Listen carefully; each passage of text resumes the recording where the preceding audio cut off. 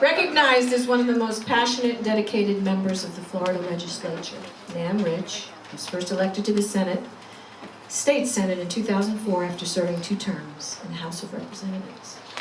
She was the first woman to be elected leader of the Senate Democrats, a position she held from 2010 until she was term limited. That's too bad. It's the bad people we want to have short terms. In November 1912. During her legislative service... What? 1912. What? 2012. Oh, what did I say? 1912. Nan, you don't look that old. It's the math. Brian always says to me, it's math, don't fuck with him. See, I need him.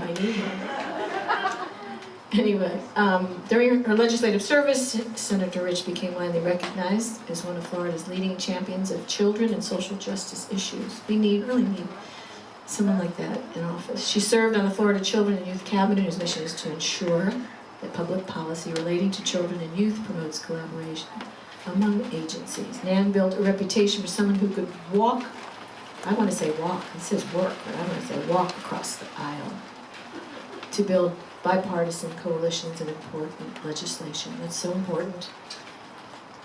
Nan built a reputation as someone who could work, oh, I already said that. I need to put my glasses on. Anyway, a longtime resident of Florida, Nan attended the University of Florida. She's married to David. They have 4 children and 3 grandchildren. And those are the 4 children who my mother did their birth announcements. Such a small world. It all comes around. It really does. Please, everyone, welcome Nan Rich.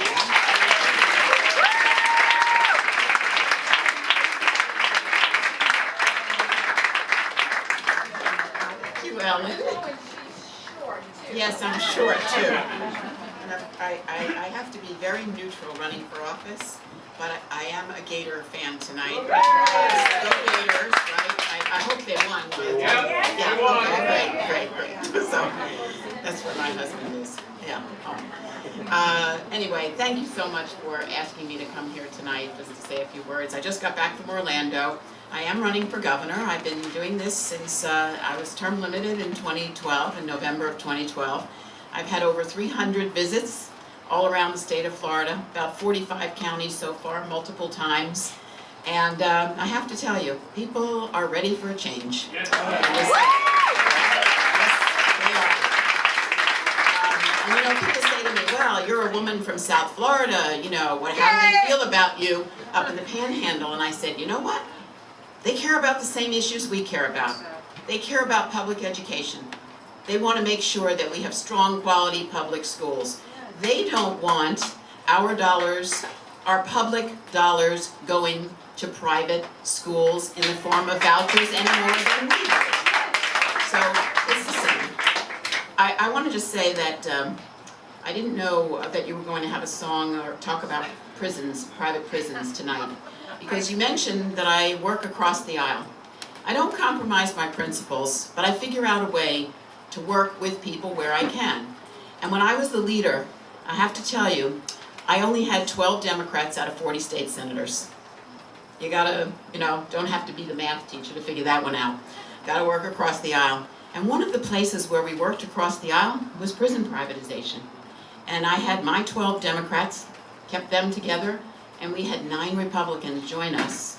21-19, we killed the prison privatization bill. And the other bill, which I am extremely proud of defeating, was on the last day of the 2012 session. We defeated something called the Parent Trigger Bill.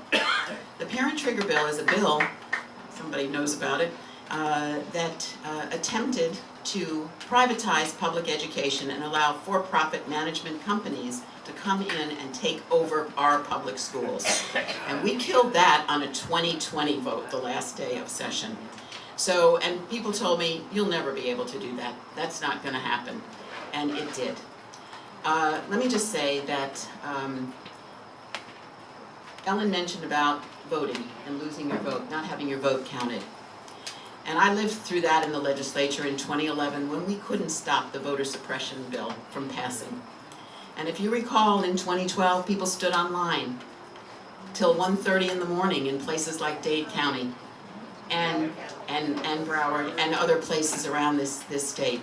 And that was all because of a governor and a legislature who decided that they wanted to suppress the Democratic vote, because every single target in that piece of legislation had to do with Democrats, whether it was seniors, Hispanics, whether it was college students that couldn't vote if they had to change their vote, they had to vote a provisional ballot. You think your ballot didn't count. Think about a provisional ballot counting. So there are just so many reasons why people want a new direction, and they want Rick Scott to be a one-term governor.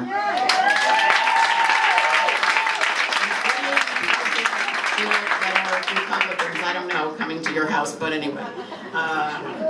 I just have to say that this is an exciting time because people are very energized. I'm building a very strong grassroots network all around this state of people who want change of direction and priorities.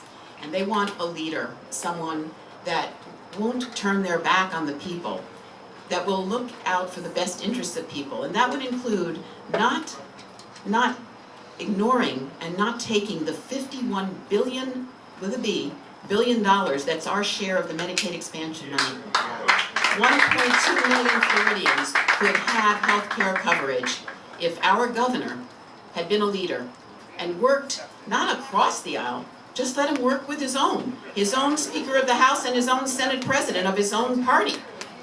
Didn't. And we have lost that money. Last year, $5 billion. It's gone forever. Every year of the 10 that we don't take it, we lose $5 billion. This year, the legislature has said they're not going to take it. So we need to make that change and to let the people in Tallahassee know that the voters out there want something different. And I will tell you that I'm going to work as hard as I can to be that governor, and I know the person I'm going to have at my inauguration to perform. Right? And you're all invited. I'm looking forward to being the first woman governor of the state of Florida.